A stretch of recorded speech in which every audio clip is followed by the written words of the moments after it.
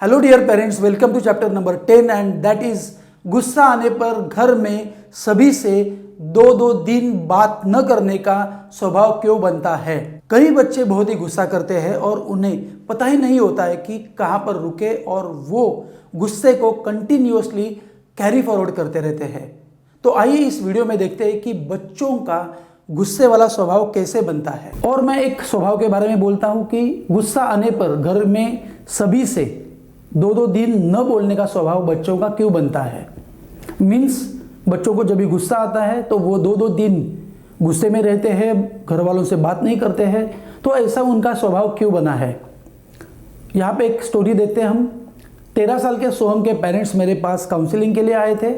उन्होंने कहा कि सब तो ठीक है, लेकिन अगर उसके मन के खिलाफ कुछ भी हुआ तो वह सबसे झगड़ा करने लगता है। एकदम जिद्दी है, खुद की बातें मनवा के रहता है और न मानने पर अपने आप को तकलीफ देता है। दो दो दिन तक घर में किसी से बात नहीं करता है, गुस्से में रहता है। खाने पर भी वो अपना गुस्सा निकालता है। मैंने सोहम के पिताजी को बाहर जाने के लिए कहा और उसकी माँ से पूछा कि मुझे बताइए वो बचपन में कैसा था, आपके घर में किसी का इतना गुस्से वाला क्या स्वभाव था और वो भी इस तरह से अपना गुस्सा व्यक्त करता था, हाँ या नहीं। सोहम की माँ ने एक इंसिडेंट बताया।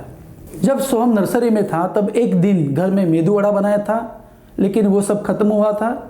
इसलिए सोहम की माँ ने उसे टिफ़िन में बिस्किट दिए थे। उसने स्कूल में बिस्किट नहीं खाए और घर आने पर तुरंत ही टिफ़िन फेंक दिया। घर में उसके सामने 2 से 3 दिन तक सिर्फ यही चर्चा हो रही थी और ये बातें लगातार कान में पड़ते पड़ते उसके सबकॉन्शियस माइंड ने ये मान लिया था कि उसने जो भी किया है वो सही किया था। ऐसा इंसिडेंट होने पर जब छोटे बच्चे गलत बिहेवियर करते हैं, गलत बर्ताव करते हैं, गलत एक्शन लेते हैं, तब घर के लोगों को उस बात पर ध्यान न देकर टॉपिक बदलना चाहिए। इस टॉपिक पर उसके सामने कुछ भी डिस्कस करना नहीं चाहिए। बच्चे जल्दी भूल जाते हैं, उन्हें गलत चीज़ें डिस्कस न करके भुलाना चाहिए। मतलब आपके घर में अगर बच्चे कुछ ऐसी गलत चीज़ें करते हैं तो उसे वो टॉपिक, वो सब्जेक्ट वहीं पे स्टॉप करो, उसे भुलाने के लिए मदद करो। आप दूसरे किसी बात पर, दूसरे किसी टॉपिक पर उसे ले जाओ। उसके बाद मैंने सोहम के पिताजी को भी अंदर बुलाया। उनके साथ बहुत टाइम तक डिस्कस करने पर एक बात सामने आई। जब सोहम बहुत छोटा था तो उसकी तरफ सबका अटेंशन रहे, इसलिए वो रोते रोते ज़मीन पर लेटने लगता था। बाद में घर के लोगों ने यह समझ लिया कि गुस्सा आने पर वो ज़मीन पर लेटने लगता है। तो उसका ये स्वभाव, उसका ये बिहेवियर देख के पेरेंट्स को लगा कि उसका यही स्वभाव है। मे बी उसने एक ही इंसिडेंट्स में ये किया रहेगा, लेकिन पेरेंट्स ने बहुत लोगों को यही बात दोहरा दोहरा के बता कर उसके सबकॉन्शियस माइंड पर ये सभी बातें हैमर की होगी। उन्होंने यही बात उसके प्रेजेंस में दूसरों के सामने बार बार रिपीट की थी और रिपीट में भी करते रहेंगे। वो कहते थे कि सोहम बहुत गुस्से वाला है, ज़िद्दी है। अगर उस पर कभी गुस्सा किया या डांटा तो वो कुछ भी करता है, जैसे ज़मीन पर लेटता है, घर की चीज़ें इधर उधर फेंकता है, एट्सेट्रा एट्सेट्रा। इस गुस्से को एक्सप्रेस करने के उसने अलग अलग तरीके बनाए थे, क्योंकि उसके सेंसेस के द्वारा ब्रेन के प्रेजेंस न्यूरॉन्स में और सबकॉन्शियस माइंड में यही बात हैमर हो रही थी।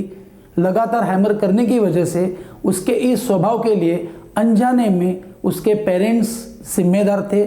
मैं तो कहता हूँ कि उसका आज का जो भी स्वभाव है, जो भी गुस्से वाला है और गुस्सा आने के बाद जो भी वो करता है, वो उसके पेरेंट्स ने ही उसके ऊपर हैमर करके उसका वो स्वभाव बनाया था। बहुत बार पेरेंट्स ही अनजाने में बच्चों का स्वभाव बनाने में मदद करते हैं, क्योंकि उन्हें बच्चों का स्वभाव कैसे बनता है इसकी साइंटिफिक प्रोसेस मालूम ही नहीं होती है। अगर आपको इन वीडियोस को शेयर करना है तो आप आपके दोस्तों को या रिलेटिव्स को सिर्फ सीक्वेंस में ही शेयर करो, नहीं तो उन्हें इस कोर्स का फ़ायदा ज़रा भी नहीं होगा और आइडियल पेरेंटिंग बनने में उनका इंटरेस्ट जीरो हो जाएगा। नेक्स्ट चैप्टर 11 में मैं आपको और एक एग्जाम्पल देने वाला हूं जिससे आपको समझ में आएगा कि हैमरिंग से ही बच्चों की खाने की आदत हम ही बनाते हैं।